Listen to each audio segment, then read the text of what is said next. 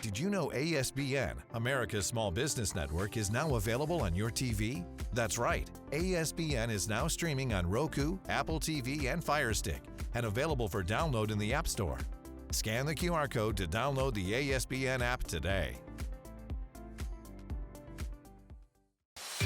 Thanks for joining us for another edition of The Small Business Show with Jim Fitzpatrick, exclusively on ASBN.com. You're watching another edition of the Small Business Show exclusively on ASBN.com and now streaming on Roku, Fire TV, and Apple TV. While most businesses are meticulous in creating brand guidelines and logos, often overlooked is the business's sound.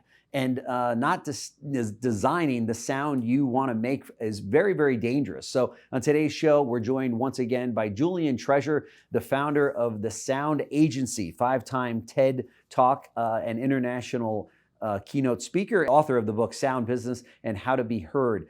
Thank you so much for joining us on again. I really appreciate it.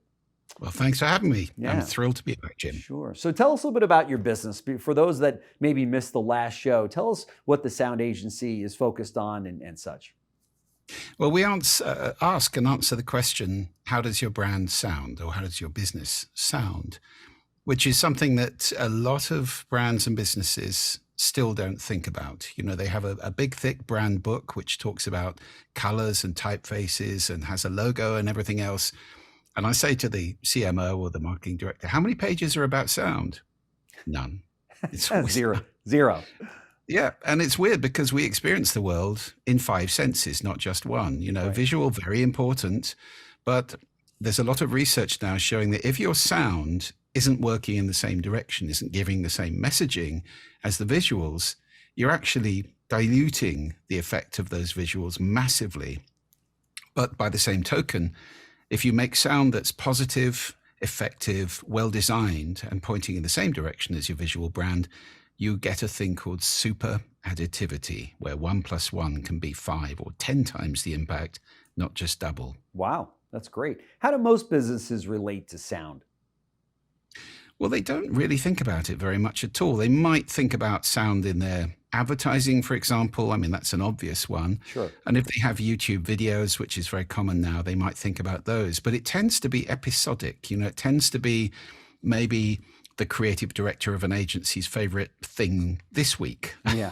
As opposed to, you know, I think great brands are about consistency over time and across all the senses.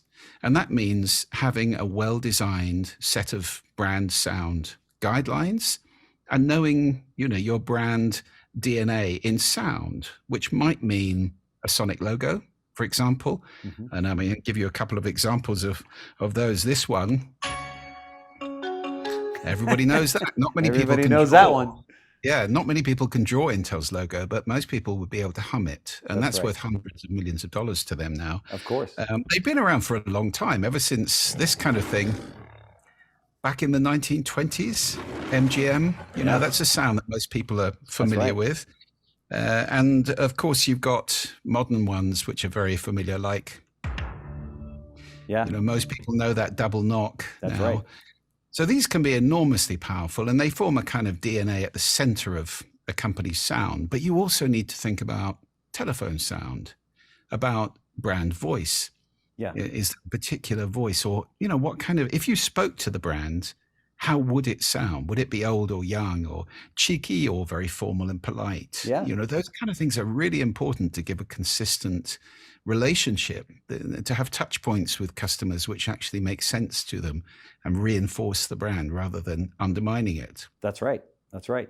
I have a Range Rover and it talks to me with a British accent, which you can relate to, but I think it's a very nice touch to remind me that I'm in a vehicle, you know, from the UK, right? Yeah, that's really nicely done and very important as well. And so, but there are many other ways as well. Of course, podcasting is the fastest growing form of medium in the world at the moment. I think it's $1 billion industry in the US now. No question. And you know, guys, if you haven't got a podcast, think about it. They're very cheap to produce. Yeah. It can be very powerful in telling stories and building relationships with customers. That's right. So that's another one. Music, of course. Very important. It can define a brand. Anybody who's ever flown British Airways will know this bit of music. They use it absolutely everywhere. Yeah, yeah. And it kind of defines the brand. It's become synonymous with the brand. That's right. So you can do that with a piece of music. That's right. So these sounds are incredibly important. Yeah. There's one other we call ear cons. It's not actually a sonic logo as such, but it's a sound that perhaps the device makes, like that one. That's not Apple's sonic logo, but it's a sound that everybody knows what happened if they hear that. Somebody Right. just fucked up a Mac. Right. Yeah. That's interesting. That's interesting. So for the average business out there that's listening to us have this discussion, their first thing that comes to mind is obviously some of those are openers to a software or a computer or what have you. But if I'm not in the computer business and I have an online business, do you believe that a sound should maybe welcome them to the website, or it should have something that's incorporated in my visit during while I'm online on that company's website? Or how do you see the application for most businesses and having some sort of a sound related to it to help brand it? Well, it needs to be proceed with caution. Mm-hmm. And most people would get pretty annoyed if you have some garish sound that happens every time you fire up their website, Right. Particularly if somebody's sitting in an office and they've just accessed the website and Sure. that comes out of their computer. Right. So we need to be sensitive. It's all about appropriateness. Mm-hmm. And I would say the first step really is to audit. All businesses are making sound. And I have this conversation again, people say, oh, well, maybe we should do some sound next year. Guys, you're doing sound now. It's just that you haven't planned it. It's Right. accidental. Sure. It's not designed.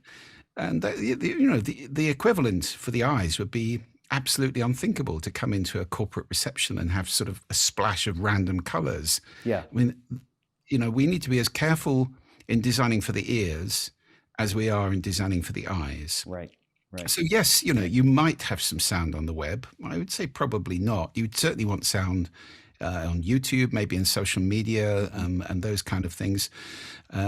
Podcasting, we've talked about telephone, we've talked about physical spaces as well, thinking about designing the sound in your offices. Yeah, that where was people- my next question. Is this something that should be incorporated in the environment of your business? for offices. I mean, obviously for sales spaces like shops, Mm-hmm. malls, showrooms, those kind of spaces, you need to think very carefully about the sound that you're creating.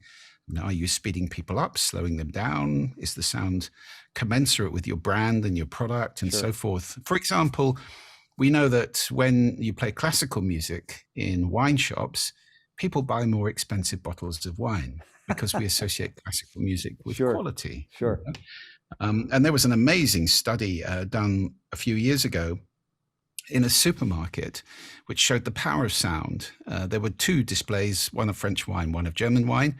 And all they did was to alternate a sound condition. So on day one, you had a little bit of this.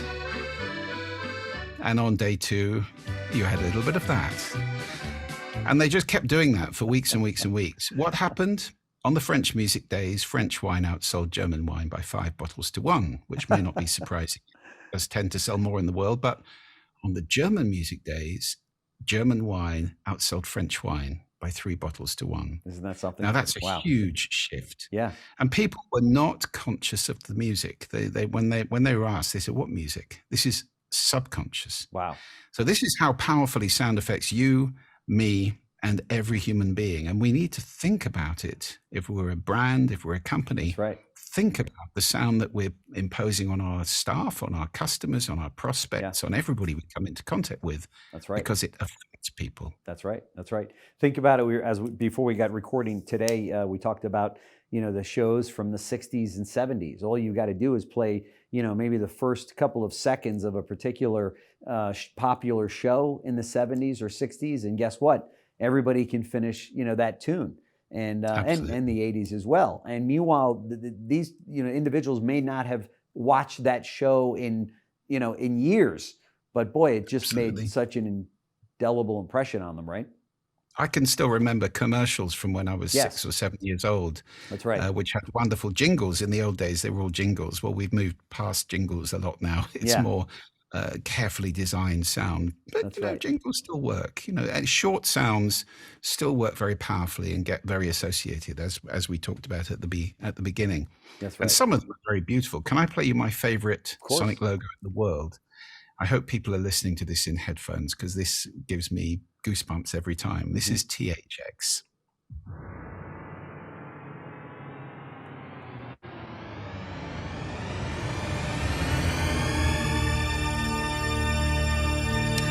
Now that is a proper sonic logo. I mean, THX is a sound system, so it should have a good sound to it, of course. But that is rather wonderful. It always makes me happy. Yeah, there's no question about it. So where, as consumers, typically, where do they encounter this? I mean, you just mentioned a few of those things, but they should really be incorporated if somebody's got a store, as you mentioned. And is there any place else that maybe we didn't think about that comes to mind? Well, the telephone is a really big one, to be honest. I think, Jim, there's more business lost on the telephone than in any other touch point. I mean, trillions of dollars a year being lost. I really am not exaggerating.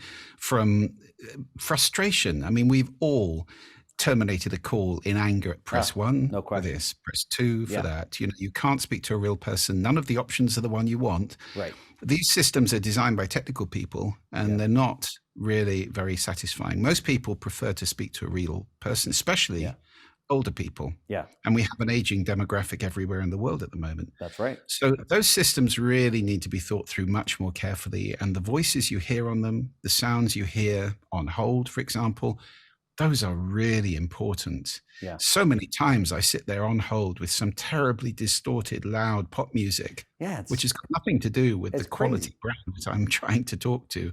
And I just think, what are you doing? Yeah. This is not you at all.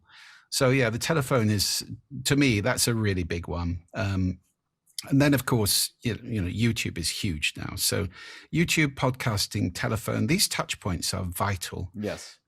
Yes, if you're a shop, think carefully about what you're doing. Don't just play jolly pop music by definition, because speeding people up is what happens if you play fast-paced music, and they'll leave faster. And so, oftentimes you'll go into if it's a store in the mall or any kind of a shop, and you know, you've got a young person behind the counter that maybe is the manager, and he or she might be, you know, 20 years old or 22, whatever the case might be, and they're playing music that they like, but is a real turnoff to the shoppers that are coming in. I found myself saying to my wife, I got to get out of here. This music is just getting to me. I don't want to, you know, spend another minute in here.